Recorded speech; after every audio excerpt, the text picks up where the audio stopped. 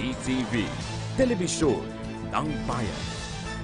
Tumanggap ng parangal mula sa LTFRB ang taxi driver na naging viral sa social media dahil sa pagbalik nito ng cellphone ng isang pasahero.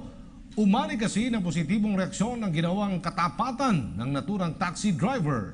May report Jervis Manahan. Matapos maging viral ang kwento niya sa social media, pinarangalan ng LTFRB ang taxi driver na si Policarpio Moneda Jr.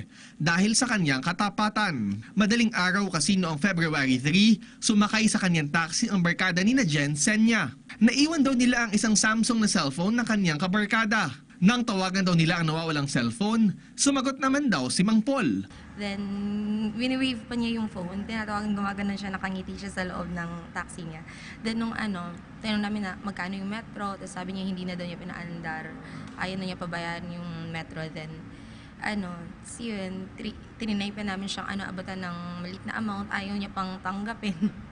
Wala raw hiningin kapalit si Mang Paul, ni hindi pinabayaran ang metro nang balikan niya ang may-ari ng cellphone. Ipinost ito ni Jen sa social media at umani ito ng halos 100,000 shares, halos kalahating milyong likes at nasa 5 milyong views. Pero ako, kahit malaki o maliit na bagay, kapag hindi sa akin talaga ibabalik ko yun. Dahil dito, binigyan siya ng Certificate of Commendation ng LTFRB.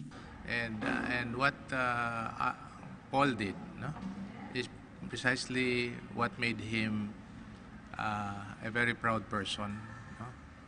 Nagsauli siya ng isang bagay na hindi sa kanya, and he made an extra effort to return it to the owner. Kaya yun talaga ang tutularan natin, no? Gusto raw ng ahensya na mas dalasan pa ang pagbibigay ng mga ganitong pagkilala para mas maisulong ang kabutihan ng mga taxi driver. May mensahe naman si Mang Paul sa mga kapwa Netchoper. Yung na wag natin pag-iinteresan yung mga hindi naman para sa atin talaga. Tapos yung magmalaki o maliit na bagay yan, ibalik natin. Para sa PTV News, Jervis Manahan.